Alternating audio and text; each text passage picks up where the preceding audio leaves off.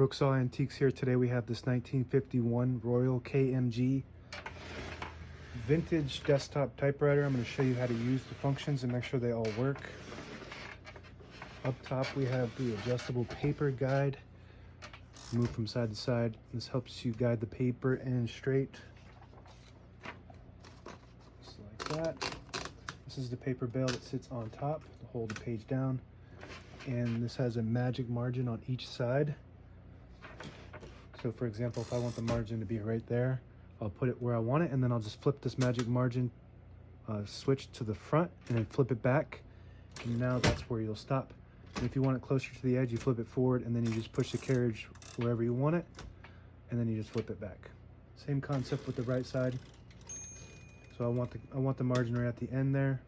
So I'm going to flip the switch and it magically sends that margin to that spot.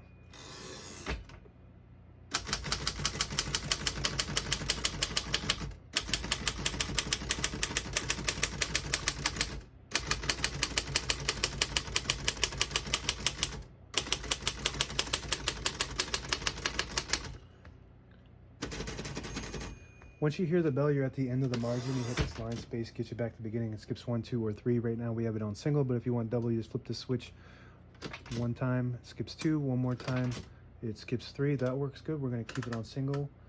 And I was able to type all the characters on the keyboard in one line because this has Elite typeface, which prints 12 characters per inch. It's a little bit smaller than the other Pica, which is 10 characters per inch, so you can fit more letters on a page with this typeface. And I'm going to type a sentence on this next line in red to switch from black to red. I switch this little switch here to the red dot, and it'll print the bottom portion of the ribbon.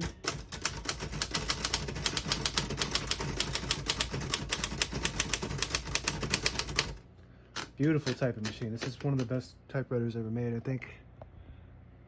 It's absolute workhorse. Print looks really good, and you can type fast on it, as fast as you want on this thing. Made out of some of the best parts you can get.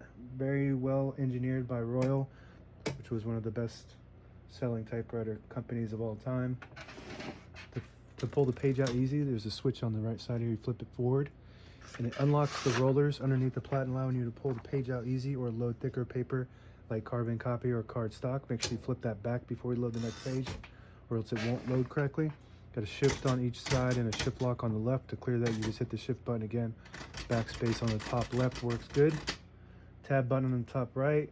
Right now we got one set there, so we're going to clear that one, and now it goes all the way to the end. And you can set as many tabs as you want by pushing this button right here. So I'm going to set one right there in the middle. You want to kind of have one set in the middle if you're not using any of them, just to stop it so it doesn't go slamming all the way to the end, causing wear and tear on your typewriter. Once that tab button gets hit, somebody might not know, so you hit the tab button. It just goes slamming all the way to the end and causing wear and tear. So just keep one right in the middle. Open the hood. All the brand new ribbons loaded on this right side, so it's pulling to the left clockwise. And if you want to switch the direction, the switch right here will switch it counterclockwise to the right. We're going to keep it pulling to the left for now. Margin release is on the right side here. So you get to the end of the margin, there's a locking mechanism that won't allow you to type, but if you hit that margin release, it will allow you to type past that margin. That works good. Touch control on the right side here.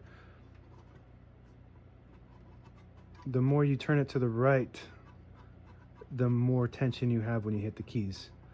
The more to the left, the less tension. So that just means there's more tension when you hit the keys. They respond faster.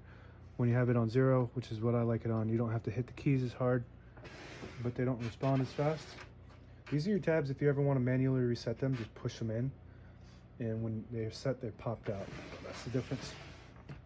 This switch on the above the line space is it disables the spacing when you turn the knob, so you can get to an exact spot on the page. When you flip it back, each one of those clicks is one space. Same concept when you push this button in. Actually, that doesn't work. This probably needs to, I need to oil that. So, but that normally when you push that button in, it'll disable the spacing.